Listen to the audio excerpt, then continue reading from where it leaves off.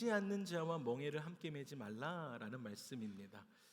그러니까 여러분들 믿지 않는 자와 뭐 같이 하지 말라 뭐 이런 얘기인 것 같지만 그렇지 않지만 그러니까 여러분들 믿지 않는 자와 뭐 하지 말라라는 것처럼 느껴지니까 오늘 이 말씀을 좀 들으실 때 여러분들의 삶의 옆에 여러분들의 이웃에 누가 있는지 어떠한 분들이 있는지 좀 생각하시면서 오늘 말씀을 좀 같이 들으시면 좋을 것 같습니다. 근데 사실 이 말씀을 들으면 우리 마음에 갈등이 생기는 것이 맞습니다. 사실 분명 예수님은 모든 민족을 제자를 삼아라 라고 말씀하셨잖아요. 모든 민족에게 제자를 삼아라 라고 말씀하셔서 그래서 우리는 믿지 않는 사람들에게 복음도 전합니다. 선교도 가죠. 그리고 그들을 사랑하고 그들의 친구가 되어줘야 한다. 저도 늘 그렇게 설교를 하고 있습니다. 그런데 오늘 본문에서 믿지 않는 자와 멍에를 함께 매지 말라라고 합니다. 그러면서 심지어 그걸 설명하면서 어떻게 빛과 어둠이 함께 할 수 있겠냐 이렇게 설명하고 심지어는 그리스도와 벨리알이 여기서 벨리알은 사단을 상징했던 것인데 그 당시 그리스도와 사단이 어떻게 같이 있겠느냐 어떻게 조화를 이루겠느냐 이렇게까지 이야기합니다. 그러면 여러분 우리는 믿지 않는 사람을 만나지 말아야 할까라는 것이죠. 제가 이제 사역할 때 한 청년을 상담한 적이 있는데요. 리더는 아니었지만 아주 열심히 신앙생활을 하던 아주 귀한 형제였습니다. 그런데 그가 회사에서 모두 피하는 한 사람이 있었습니다. 아주 실리콘밸리에서 아주 유명했던 사람이에요. 그 한국의 특정 이렇게 그걸 얘기하면 또 알 수도 있으니까 녹화가 되는 게 위험한 거예요. 그래서 그 얘기는 할 수가 없고 아무튼 이렇게 유명한 형제 한 명이 있었습니다. 모두가 그 실리콘밸리에서 그 형제를 피하던 사람이 한 명 있었어요. 그 사람은 늘 부정적이었고 늘 술 냄새가 나고 여자 관계도 안 좋고 그러니까 소문이 엄청 안 좋은 소문이 그런 무성한 사람이었습니다. 그런데 어느 날 그 사람의 집안에 어려운 문제가 닥쳤다. 그래서 그 사람이 엄청 힘들어한다라는 사실을 이제 상담 온 형제가 듣게 됩니다. 그래서 그 형제가 점심 시간마다 그 형제를 찾아가서 밥도 같이 먹어주면서 이야기도 들어주고 상담도 해주면서 심지어 퇴근한 다음에는 필요한 일도 같이 도와주었다고 해요. 기도도 해준 거죠. 그런데 그 회사에 같이 다니는 저희 그때 그 당시 저희 교회 다니는 이제 그 GMO 회사인데 거기에 이제 그 청년들이 많이 다니니까 근데 같이 다니는 이제 사람들이 한 사람이 그 사람을 찾아와서 이제 그 형제를 찾아와서 이렇게 이야기한 거예요. 왜 그 사람하고 가까이 지내냐? 그러다가 당신까지 나쁜 영향을 받을 수도 있다. 이렇게 이야기를 했습니다. 근데 그 말을 들은 청년이 마음이 복잡해져서 저를 찾아왔던 것입니다. 그래서 긴 스토리를 이제 제가 좀 짧게 이야기한 것입니다. 근데 이제 이런 거예요. 상담했던 이 청년의 생각은 이것이었습니다. 믿지 않는 사람들과 함께 밥을 먹고 기도해주고 그의 어려움을 들어주는 것이 거룩하지 않은 일일까? 아니면 교회 안에서 교회 사람들하고 지내면서 교회 안에서만 지내고 믿음 좋은 사람들처럼 보이면서 정작 삶에서는 정직과 사랑을 잃어버린 것이 더 큰 문제일까 하는 것이 그 청년의 고민이었습니다. 그게 상담이었습니다. 믿지 않는 자와 멍에를 함께 매지 말라. 믿지 않는 자와 멍에를 매지 않아야 하기 때문에 그 청년은 그러면 그 형제와 믿지 않는 그 형제와 같이 있지 않았어야 하는가? 이제 그게 고민이었던 것입니다.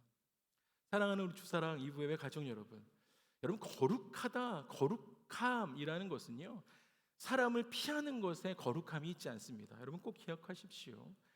거룩함은요 사람을 피하는 것에 있는 것이 아니라 그 사람은 사랑하되 그의 죄와 가치관에 끌려가지 않는 것이 거룩함입니다. 여러분 다시요. 여러분 그 사람이 만약에 예수 믿지 않는다라고 하면요, 그 사람은 우리가 사랑해야죠. 그 사람은 사랑하되 그의 죄와 그가 가지고 있는 그 가치관에 끌려가지 않는 것이, 그것이 우리의 거룩함이다라는 것입니다. 여러분 자녀 교육도 마찬가지입니다. 아이들을 세상 교육에서 피하게 하는 것만이 해답이 아닌 것이죠. 여러분 언젠가는 그 아이들 세상에 나아가야 하기 때문에 언제까지 피하게 할 수만은 없습니다. 그 아이들을요, 하나님의 말씀으로 무장시키는 것이 가장 안전한 보호가 됩니다. 그러면요, 그 아이들이 무엇이 선이고 무엇이 악인지 그 아이들 충분히 구분할 수 있습니다. 여러분 그리스도인들도 마찬가지입니다. 믿지 않는 사람 곁에 있는 것이 문제가 아닌 것이죠.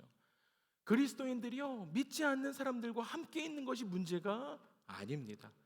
그리스도가 아닌 다른 것이 우리의 삶의 주인이 되는 것이 문제가 되는 것이지요. 여러분 그 청년의 고민이 이해가 되십니까? 여러분 오늘 우리가 이 말씀을 잘못 이해하면 믿는 사람들은 믿는 사람들끼리만 모이고 세상 사람들과는 상관하지 않는 것이 거룩한 신앙이다라고 생각할 수 있습니다. 그러나 진정한 신앙은 단순히 그냥 불신자를 멀리하는 것이 어떤 신앙인의 삶이 아닌 것이죠. 진정한 신앙은 내 삶의 주인이 그리스도임을 고백하면서 그분의 가치관을 따라 살아가는 것이 진정한 신앙인의 삶이 되어진다. 오늘 그 부분을 좀 세 가지로 나누어서 살펴보고자 합니다. 첫 번째는 믿지 않는 자와 멍에를 매지 말라라는 것은요, 세상 사람을 피하라라는 말씀이 아니다라는 것입니다. 오늘 말씀에 믿지 않는 자와 멍에를 함께 매지 말라에서 앞에 부분 믿지 않는 자와에 대한 부분들을 좀 살펴보고자 합니다. 사도 바울은요, 믿지 않는 자와 믿지 않는 사람들과 도무지 사귀지 말라라고 말하지 않았습니다. 고린도전서 5장 10절에 보면 바울이 이렇게 이야기합니다.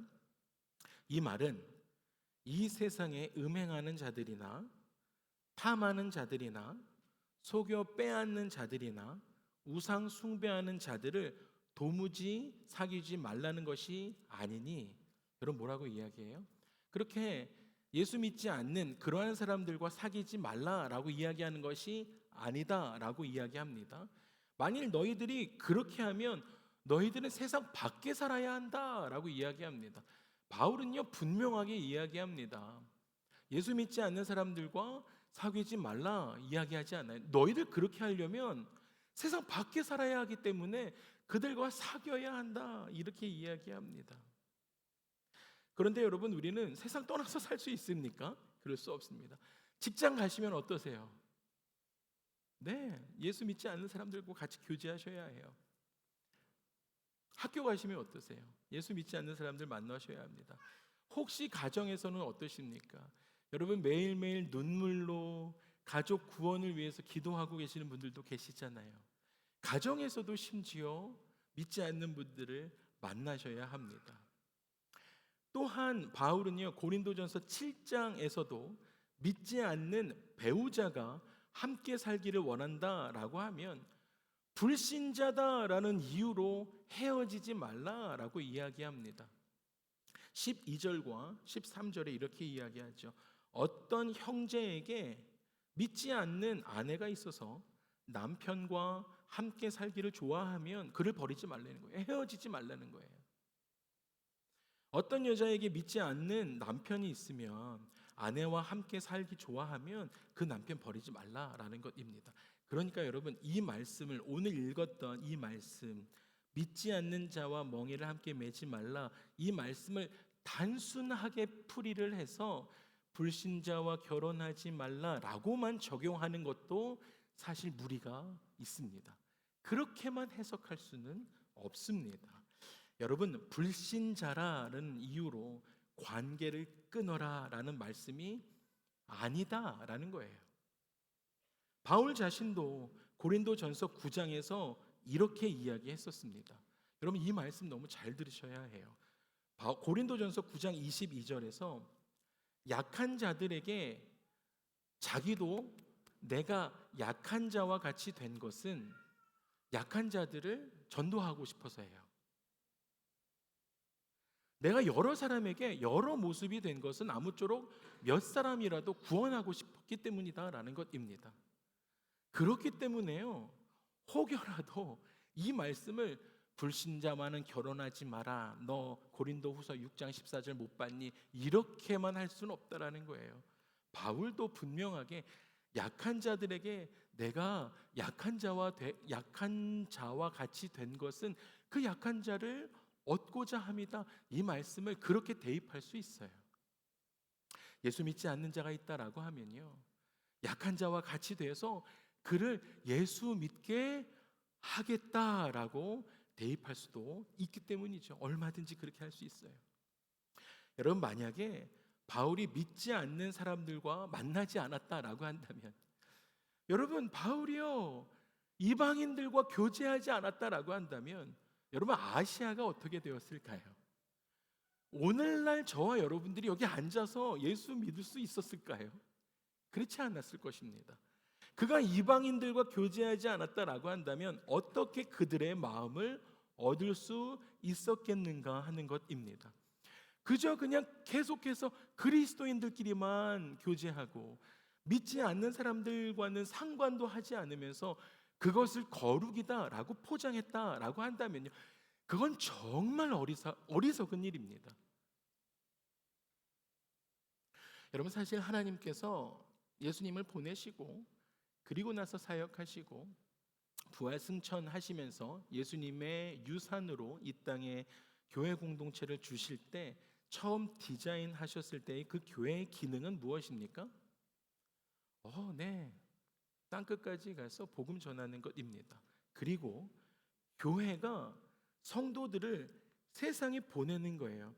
이 교회가 여러분들이 오늘 예배드리고 저 교회 문 밖을 나가서 세상에 나가셔서 빛과 소금의 역할을 하는 것이, 그렇게 할 수 있도록 그 기능을 하는 것이 우리 교회의 기능입니다. 여러분들이 세상에 나가셔서 세상에 선한 영향력을 내도록 하는 것이 우리 교회의 기능입니다. 이것이 본래의 기능이에요. 그런데 교회인 성도가, 우리가요 자칫 세상에서, 여러분들이 세상에 나가서 자칫 세상에서 악한 영향을 받을 수도 있다라는 그 이유 때문에 교회가 교인들을 세상에서 끌어내려고 하는 거예요. 여러분 이것은 반대로 되는 거예요. 성도님들이 교회에 나가서 세상에서 악한 영향을 받을 수도 있으니까 거기 계시지 마시고 일로 오세요 라고 하게 되어지게 이 말씀을 해석해서는 안 된다라는 것이죠. 믿지 않는 자와 멍에 매지 마세요 라고 해서는 안 된다라는 것입니다. 여러분 우리는 믿지 않는 자들과 함께 해야 해요. 교회 안에만 있어야 안전하게 신앙생활을 할 수 있습니다 라고 해서는 안 된다라는 것입니다.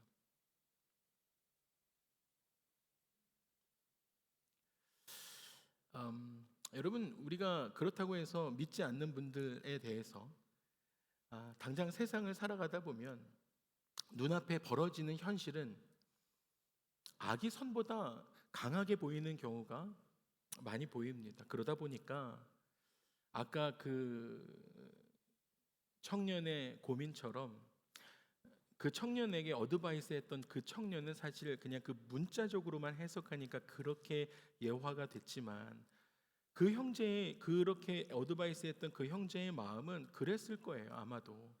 그러니까 믿는 사람이지만 믿지 않고 너무너무 터프하게 살아가는 그 사람과 교제를 하다 보면 나중에는 그 사람이, 그 형제가 총을 들고 교회에 오겠다라고 했던 형제이기 때문에 그래요. 그러니까 너무너무 그 심했던 형제이기 때문에 그래요.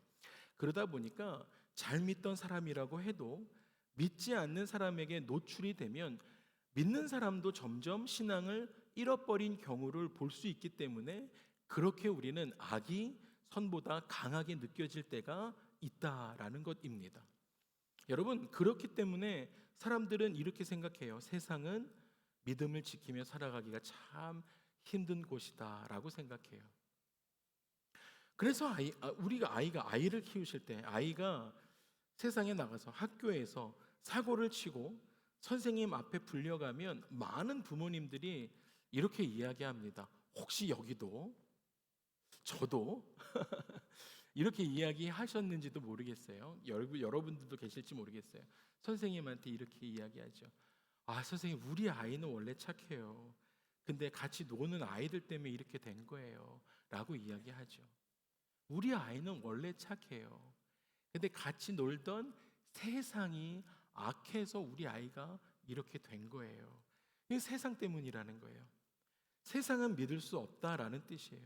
우리 아이가 세상에서 믿음 지키며 살아가기가 어려웠기 때문에 우리 아이가 이렇게 사고를 쳤어요. 세상이 어렵다라는 거예요. 그런데 여러분, 계속 이렇게 세상만 탓하며 살아갈 수가 없습니다. 그리스도인들이요. 세상만 탓하고 살아갈 수가 없어요. 여러분, 세상만 탓하면 믿지 않는 사람들을 계속 피하고 믿지 않는 사람들을 계속 경계의 대상으로만 그렇게 보면서 살아가야 되는데 그럴 수는 없다라는 것입니다. 여러분, 그러면서 믿지 않는 사람들을 우리의 신앙에 어떤 위험과 우리의 신앙에 혼란을 주는 대상으로만 보아서도 안 된다라는 것입니다. 여러분, 그럼 그분들은요, 우리가 함께 살아가야 할 사람들입니다. 여러분, 세상 사람들은 우리가 사랑해야 할 이웃들이 되는 줄 믿습니다. 여러분, 그들의 친구가 되어 주어야 하고 그들의 아픔을 우리가 함께 나누어야 합니다. 그리고 우리의 삶을 통해서, 저와 여러분들의 삶을 통해서 그들 가운데 복음을 보여주어야 한다라는 것입니다. 그렇기 때문에 오늘 첫 번째 이 문구, 믿지 않는 자와 멍에를 함께 매지 말라라는 말씀은 불신자와 상종도 하지 말라라는 그러한 뜻이 아닙니다. 여러분, 두 번째는 멍에를 함께 맨다라는 것은요, 이 앞에 믿지 않는 자와라는 것에 대해서는 이제 첫 번째 말씀드렸고, 두 번째, 그러면 멍에를 함께 맨다라는 것은요, 삶의 방향을 이야기하기 때문이에요. 멍에를 같이 매기 때문입니다. 멍에를 같이 맨다라는 것은 삶의 방향과 그 멍에를 매주는 주인이 함께 결정되기 때문입니다. 그 멍에를 매주는 그 주인이 누구인가? 그렇기 때문에 주인을 함께 결정하지 못하는 상황이 된다라고 한다면 그 상황에 대해서 살펴보아야 한다라는 것입니다. 여러분, 멍에는 짐승들이 밭을 갈거나 어떤 짐을 끌기 위해서 어깨에 매는 것이죠. 구약 성경에는요, 그 멍에에 대해서 이렇게 표현하죠. 소와 나귀를 함께 묶어서 밭을 갈게 하지 말라라는 말씀이 있습니다. 소와 나귀는, 소는 크고 나귀는 작아요. 구조가 너무너무 다릅니다. 힘도 달라요. 소는 한 걸음에 몇 미터씩, 몇 야드씩, 몇 피트씩 할 수 있어요. 나귀는 그렇지 않아요. 어깨의 높이도 다릅니다. 소와 나귀에게 하나의 멍에를 메우면 함께 갈 수가 없습니다. 한쪽이 끌려가거나 한쪽이 쓰러지거나 밭을 제대로 갈 수가 없게 됩니다. 그래서 사도 바울이 오늘 믿지 않는 자와 멍에를 함께 매지 말라라고 할 때는요, 단순하게 그냥 만나지 마세요라고 이야기한 것이 아닌 것이죠. 함께 하나의 방향을 정하고 함께 결정하고 서로의 인생을 묶어서 같이 살아가야 하기 때문에 그 멍에를 같이 매는 그 관계에 대해서 조심하십시오라고 이야기했던 것입니다. 그러니까 소와 나귀를 같이 매지 말라라고 했던 것이죠. 갈 수가 없어요. 방향을 같이 정할 수도 없어요. 소와 나귀에게 그것을 해봤자 어떠한 방향도 정할 수도 없고요, 같이 갈 수도 없고요, 어떤 결정도 할 수도 없고요. 그것이 결혼일 수도 있고 사업의 어떤 동업일 수도 있고 어떤 나라에 대해서는 어떤 동맹이 될 수도 있습니다.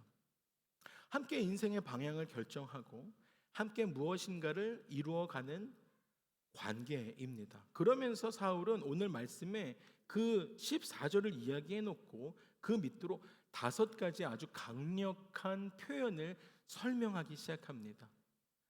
의와 불법이 어찌 함께 하겠느냐? 빛과 어둠이 어찌 사귈 수 있겠는가? 그리스도와 벨리알이 어찌 조화를 이루겠습니까? 믿는 자와 믿지 않는 자가 어찌 상관하겠습니까? 하나님의 성전과 우상이 여기에 어떻게 우상이 들어오겠습니까? 여러분, 표현이 점점점 강해지는 것을 우리가 알 수 있습니다. 여러분, 벨리알은 아까 말씀드렸던 것처럼 당시에는 무익한 자를 표현했어요. 당시에는 가치 없는 자를 표현했던 것이 벨리알입니다. 그리고 오늘 이야기할 때는 사탄을 지칭하는 말로 벨리알을 사용했습니다. 여러분, 그런데 중요한 것은요, 이 말씀을 가지고 교회를 다니지 않는 모든 사람들을 어둠이라고 부르고 불법이라고 부르면서 벨리알에게 속한 사람이다라고 정죄하는 것은 조심하셔야 합니다. 바울이 말하고 있는 이 말씀의 중심은 사람을 미워하라는 것이 아니에요. 예수 믿지 않는 사람들을 미워하라는 것이 아닙니다. 여러분, 저와 여러분의 삶의 주인이 누구인가라는 것을 분명하게 하라라고 이야기하고 있는 것입니다. 아까 말씀드렸던 것처럼요, 우리는 이 말씀을 읽으면서 이 말씀을 늘 결혼 문제에 많이 적용해 왔어요. 저도 선교단체에 있으면서 이 말씀을 청년들이 많이 있으니까 이 말씀을 결혼에 적용해서 세미나 하는 경우 많이 들어왔습니다. 믿는 사람은 믿는 사람과 결혼해야 한다라고 하면서 믿지 않는 자와 멍에를 함께 매지 말라라는 말씀으로 이 말씀을 많이 인용했습니다.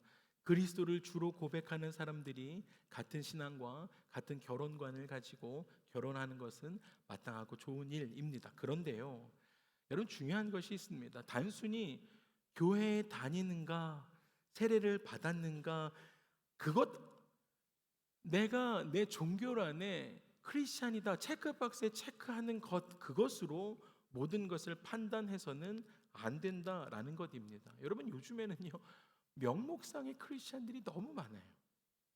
명목상의 크리스찬들이 너무 많다라는 거예요. 이런 교회는 다니지만 예수님께 자기의 인생을 맡겨보지 않은 사람, 예수님께 자기 인생을 맡겨본 적이 없는 사람이 너무 많아요. 여러분의 삶은 어떠십니까? 교회에 나와서 앉아 계시지만 혹시 여러분은 여러분의 인생을 예수님께 맡기고 살아가고 계십니까? 지난번 일본 선교에서 그 연극을 통해서 7개월 동안, 장장 7개월 동안 한 번도 웃지 않고 음식도 잘 먹지 않았던, 말도 안 했던 아이가 그 연극을 통해서 웃고 말하고, 그 연극을 통해서 그렇게 변화된 것을 통해서 그 부모님이 울면서 간증하는 일들이 있었는데, 그 연극이 어떤 연극이었냐면요, 한 주인공이 있어요. 그 주인공이 창조주 예수님을 만나게 됩니다. 그러면서 당신이 창조주 예수님이시군요 하면서 첫사랑을 만나게 돼요. 그래서 예수님을 허가합니다. 예수님에게 입 맞춰요. 그리고 나서 내 인생의 트레인에 타시지요 하면서 자기 인생의 드라이브 자리에 앉히질 않아요. 내 인생의 뒷자리에 타세요 하면서 뒷자리를 털어주고는 예수님은 자기 뒷자리에 모십니다. 여기서부터 잘못됐죠. 혹시 여러분의 첫사랑의 예수님 만나셨는데 혹시 이렇게 하시진 않으셨습니까? 예수님을 자기 인생에 모시고는 뒷자리에 앉고, 예수님 앉으세요. 자기가 맨 앞에 앉더니 사이드 미러를 막 조정하고, 예수님 괜찮으세요? 그랬더니 예수님이 그래 좋구나 이렇게 하니까 출발을 합니다. 그러고는요, 출발하다가 중간에 술 먹는 친구를 만나요. 내려서 술을 막 먹어요. 술이 맛있어요. 재밌어요. 쾌락이 있어요. 그러니까 예수님한테 예수님 뒤로 가세요. 예수님 한 칸 뒤로 가세요. 술 먹는 친구를 자기 뒤에다 태워요. 그런 식으로 유흥과 쾌락이 쌓여가면서 예수님이 점점 순위에서 뒤로 밀려가세요. 맨 꼬리 칸으로 가십니다. 그리고 마지막에 사단이 와서 그 아이를 무너뜨리고 사단이 그 인생의 맨 앞에 탑니다. 그리고는 결국에는 어떻게 되겠습니까? 그 기차가 사고가 나고 그 기차에 탔던 모든 친구들이 다 거반 죽습니다. 그리고는 다 죽어있는 상황에서 예수님이 다시 나타나서 그 죽어있는 모든 사람들을 부활시켜 주십니다. 그리고는 그 아이가 다시 예수님을 만나고 울면서 회개하고 그 예수님께 나아가서 예수님이 다시 만나주세요. 그리고는 그 예수님께 그 겨드랑이 밑으로 그 안겨요. 그때가 정말 감동스럽습니다. 그리고는 울면서 그 아이가 예수님의 품에 안기고 그 아이가 자기가 썼던 모자를 그 트레인 모자를 벗어서 예수님께 드리고 자기 인생의 드라이브 자리에 예수님을 모시게 됩니다. 여러분 그 드라마를 보고 그 요키라는 아이가 변하게 되어집니다. 여러분 우리도 마찬가지죠. 예수 믿지만 자기 인생의 운전대에 자기가 쥐고 있는 자기가 아직도 자기 운전대를 쥐고 있는 그러한 사람들이 너무 많아요. 결혼하면서 이 14절을 가지고 왔지만 중요한 질문은 무엇입니까? 형제님 교회 다니세요? 자매님 교회 다니세요? 이것이 아니에요. 그 사람의 삶의 주인이 누구인가가 중요한 것입니다. 여러분 그 사람이 무엇을 따라가며 살아가고 있는가? 이 사람과 나는 같은 방향을 바라보고 있는가? 그 사람과 내가 함께 멍에를 맸을 때 그리스도의 길을 걸어갈 수 있는가? 여러분 그것이 삶의 방향과 주인을 함께 정하는 길이 되기 때문이다라는 것입니다. 그것이 소와 나귀에게 멍에를 매지 말라라고 하는 그 말씀이기 때문이죠. 사랑하는 주사랑 이브예배 가족 여러분, 오늘 말씀이 믿지 않는 사람 무조건 멀리하십시오 그러한 것 아닙니다. 여러분 진정한 신앙인이 믿지 않는 사람을 무조건 멀리하는 것이 진정한 신앙인이 아닙니다. 그런데요 그 사람의 가치관이 우리의 삶의 방향을 결정하게 해서도 안 된다라는 것입니다. 그 사람의 욕심이 나의 욕심이 되거나 그 사람의 목적이 내 목적이 되거나 세상의 성공이 우리의 인생의 기준이 되도록 그렇게 멍에를 함께 매서는 안 된다라는 것입니다. 그 삶의 방향은 안 되는 거예요. 그 사람을 인정해 준다고 괜찮아 교회 문턱 낮춘다고 괜찮아 오세요 그렇게 한다고 그 세상의 목적과 세상의 성공과 그 사람의 욕심과 인생의 기준까지도 우리가 받아들여서는 안 된다는 거예요. 그 삶의 방향은 안 됩니다. 우리는 사람을 사랑해야 해요. 그러나 그 사람의 가치관에 끌려가서는 안 되는 것입니다. 우리는 세상 속에 들어가야 합니다. 그러나 세상이 우리의 주인이 되게 해서는 절대로 안 됩니다.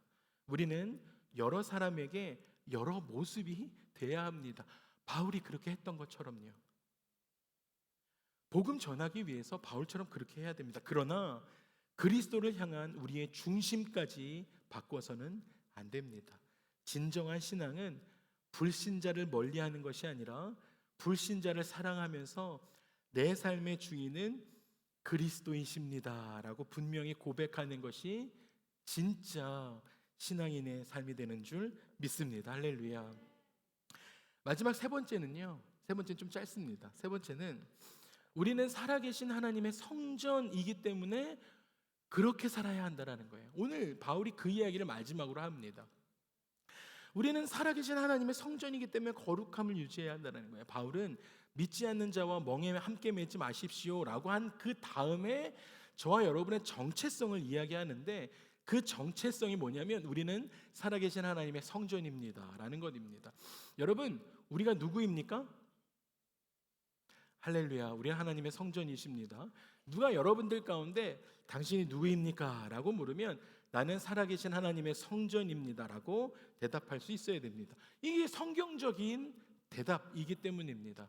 여러분 한번 그렇게 대답해 주세요. 그러니까 여러분, 제가 여러분들에게 여러분 누구이십니까? 하면 여러분이 여러분들에게 좀 대답해 주세요. 나는 살아계신 하나님의 성전입니다. 이렇게 대답하시면 되겠습니다. 집에 가시면 안 하실 거잖아요. 그러니까 여기서 한번 하고 가시면 좋겠어요. 여러분, 당신은 누구십니까? 아멘, 아멘. 맞아요. 그게 여러분의 정체성이시기 때문에 우리가 교회인 것이죠. 여러분, 건물이 교회가 아닙니다. 여러분, 선교지에 그런 지역적인, 그런 지성소적인, 로케이션적인 그런 것들이 필요합니다. 근데 그것을 이야기하는 것이 아니라 오늘 여기서 말하는 바울이 이야기하는 우리가 교회이다. 건물이 교회가 아니다. 여러분, 우리가 모여서 예배할 때 그 예배 공동체가 교회가 되어진다. 여기는 학교 강당입니다. 그런데 오늘은 이곳은 교회입니다. 할렐루야. 여러분, 여기가 우리가 모여있기 때문에 이곳은 교회가 되어집니다. 예수님께서 이렇게 말씀하셨어요. 화려하게 지어진 예루살렘 성전이 돌 위에 돌 하나 남지 않고 무너질 것이다 라고 말씀하셨습니다. 그리고 이 성전을 헐라 내가 사흘 동안에 일으키리라 라고 예수님 분명하게 말씀하셨습니다. 예수님께서는요, 눈에 보이는 성전 무너질 것이다 라고 말씀하셨고 자신을, 예수님을 성전으로 다시 세우실 것을 아주 분명하고 클리어하게 말씀하셨습니다. 여러분, 그리스도께서 우리 안에 계신다라고 한다면 저와 여러분들이 성전입니다. 주님께서 우리 안에 거하신다라고 하면 우리가 교회입니다. 우리가 걸어가잖아요. 그러면 성전이 걸어가는 거예요. 우리가 있는 곳에 교회가 세워지는 것입니다. 여러분, 우리가 예배하는 그곳이 하나님께서 거하시는 자리가 되어집니다. 한 번 더 따라해 주세요. 내가 성전이다. 내가 있는 곳에 교회가 세워진다. 내가 있는 곳에, 내가 예배하는 곳이 하나님이 거하시는 자리다. 내가 예배하는 곳이 하나님이 거하시는 자리다. 여러분, 그렇다면 성전인 우리가 어떻게 살아야 할까? 본문이 이렇게 이야기합니다. 그러므로 너희는 그들 중에 나와서 따로 있고 부정한 것을 만지지 말고 내가 너희를 영접하여 너희에게 아버지가 되고 너희는 내게 자녀가 되리라. 나와서 따로 있으라 라고 이 이야기 말씀하신 거, 어떤 세상에서 도망쳐라, 믿지 않는 사람들하고 상관하지 말고 교회 안에만 살아라, 이 말씀하시는 것이 아니고요, 세상 속에서 살지만 세상 안에서 하나님의 가치관으로 구별되게 살아라. 삶의 기준이 세상의 기준과 달라야 한다라고 이야기하고 계십니다. 이것이 구별된 삶이 되기 때문이다. 거룩한 삶 살아라 라고 말씀하십니다. 말씀을 마무리하겠습니다. 사랑하는 우리 주사랑 2부 예배 가족 여러분, 우리 온라인으로 함께 예배하고 있는 우리 샌디에고의 많은 예배자 여러분, 우리가 하나님의 성전인 줄 믿습니다. 하나님께서 우리 안에 거하시고 우리와 함께 걸으십니다. 할렐루야. 이거 정말 영광스러운 일이죠. 하나님께서 우리 아버지가 되시고 우리는 하나님의 자녀가 되십니다. 우리가 뭐 한 건 없어요. 하나님의 은혜입니다. 그리고 이것은 특권입니다. 그렇기 때문에 우리의 육과 영이 깨끗해야 합니다. 하나님 거룩하시기 때문에요, 우리 마음이 진흙이고 엉망진창인 곳에 하나님이 거하실 수 없기 때문이지요. 하나님을 두려워하는 가운데 우리는 거룩함을 온전히 이루어야 합니다. 여러분, 우리가 은혜가 없어지지 않도록 우리는 힘써야 해요. 은혜가 없어지잖아요. 그러면 우리의 삶에 은혜 없는 일들이 나와요. 여러분, 우리가 은혜가 떨어지면 우리 입술에서 은혜 없는 소리들이 나오기 시작해요. 그렇게 하지 않도록 우리가 우리를 힘써 은혜 안으로, 거룩함으로 하나님을 두려워하는 가운데 온전히 이루어야 한다는 거예요. 진정한 신앙은 불신자를 멀리하는 것 아닙니다. 진정한 신앙은 사람을 사랑하면서도 세상의 가치관에 끌려가지 않는 것입니다. 진정한 신앙은 내가 어디 있든지 누구를 만나든지 어떤 결정을 하든지 그리스도의 가치관에 따라 살아가는 것입니다.